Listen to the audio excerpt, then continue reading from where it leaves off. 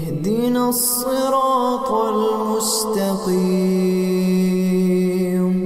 Sejarah seorang alim dari kalangan para ulama ya, yang bernama Syekh Muhammad bin Abdul Wahhab rahimahullahu taala, yang memiliki jasa yang besar ya dalam dakwah, dan di antaranya berdirinya negara Arab Saudi yang kita tahu adalah negara yang berusaha untuk menjalankan syariat Islam dengan kelebihan dan kekurangannya ya. Demikian juga dakwah yang menyeru kepada tauhid dengan secara terperinci dan memerangi kesyirikan secara terperinci dan juga kebid'ahan secara terperinci. Dan beliau Syekh Muhammad bin Wahhab rahimahullahu taala ya ditentang oleh banyak orang, bahkan banyak di antara mereka yang memunculkan tuduhan-tuduhan dusta kepada Syekh Muhammad bin Wahhab. Dan barang siapa yang mempelajari buku Syekh Muhammad bin Wahhab rahimahullahu taala, tentu dia tahu ini adalah semua adalah kedustaan. Ya. Dan Syekh Muhammad bin Wahhab rahimahullahu taala jauh dari segala tuduhan-tuduhan tersebut.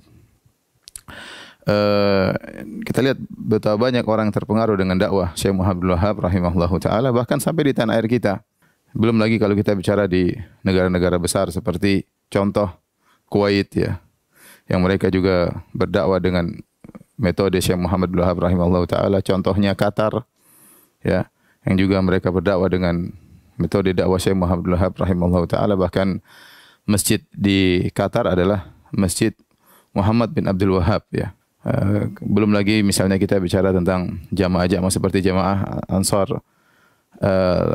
Ansarus Sunnah Muhammadiyah yang ada di Mesir. Dan seperti di tanah air kita tahu ada dua Jum'iyah atau organisasi besar Islam di tanah air kita, yaitu misalnya organisasi Persis dan Muhammadiyah ya. Ya, kalau ternyata Syekh Muhammad bin Wahhab rahimahullahu taala benci kepada sunnah Nabi sallallahu alaihi wasallam, merendahkan Nabi Muhammad sallallahu alaihi wasallam, kemudian suka mengkafirkan, suka menumpahkan darah kaum muslimin sebagaimana mereka tuduhkan, pasti akan nampak pada negeri-negeri tersebut atau organisasi tersebut ya. Hal ini tidak kita lihat pada kerajaan Arab Saudi yang begitu mengayomi kaum muslimin. Tidak kita lihat pada Kuwait, tidak kita lihat pada Qatar ya. Dan kita tidak lihat pada misalnya organisasi Persis atau organisasi Muhammadiyah ya. Sehingga sebenarnya sangat nampak bahwa itu hanya kedustaan. Kedustaan yang dilancarkan oleh orang yang tidak suka dengan dakwah tauhid. Ya. Dan kedustaan tersebut sampai sekarang masih laris ya. Sekarang seperti dakwah salafiyah, ya, dakwah sunnah yang tersebar di tanah air alhamdulillah taala dengan berbagai macam yayasan-yayasannya, kemudian juga dengan banyak sarana-sarana ya, seperti radio dan televisinya, kemudian juga dengan banyak dai-nya ya, dengan banyak pondoknya. Itu semua tidak ada yang sesuai dengan tuduhan tersebut.